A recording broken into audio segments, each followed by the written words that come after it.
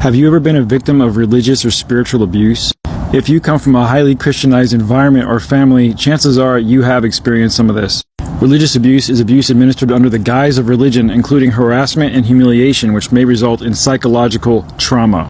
Now, religious and spiritual abuse doesn't just include physical abuse, like injury, but it also includes intimidation and the requirement to submit to spiritual authority without any right or dissent, unreasonable control of a person's basic right to exercise free will in spiritual matters, and, of course, false accusations and repeated criticism by labeling a person as, for example, disobedient, rebellious, lacking faith, demonized, apostate, and an enemy of the church or a deity.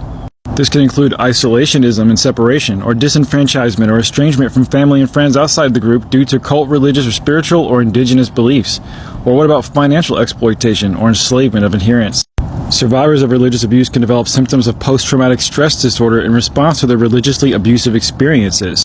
This can result in religious trauma syndrome, which is the condition experienced by people who are struggling with leaving an authoritarian, dogmatic religion and coping with the damage of indoctrination. Religious/spiritual abuse can clearly cause the outcome of cognitive behavioral issues, specifically confusion, difficulty with decision-making and critical thinking, disassociation and identity confusion, well, obviously, panic attacks, depression, suicidal ideations, anger, grief, guilt, loneliness, lack of meaning, sleep and eating disorders, nightmares, sexual dysfunctions, substance abuse, somatization, or here's an obvious one, rupture of family and social network, employment issues, financial stress, problems acculturating into society, and interpersonal dysfunction. So essentially, the studies have shown that if you have been controlled or coerced through the use of fear, guilt, or shame, and the threat of losing friends, family, or being punished, then you've been religiously abused. If you've been a victim of religious abuse, then you are prone to having cognitive issues, a problem with problem solving and critical thinking skills.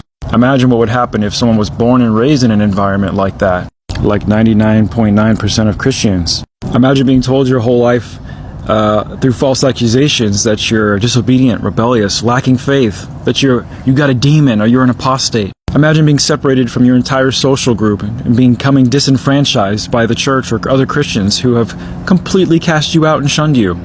So what this is basically saying is that the core doctrines of Christianity, like the very fundamentals of it, are built around religious and spiritual abuse concepts. Being ruled by fear, guilt, and shame for any duration of time can damage critical thinking capabilities and cause serious post-traumatic stress issues. Sadly, most Christians don't even realize they're dealing with this. Way too many serious disorders are going completely undiagnosed.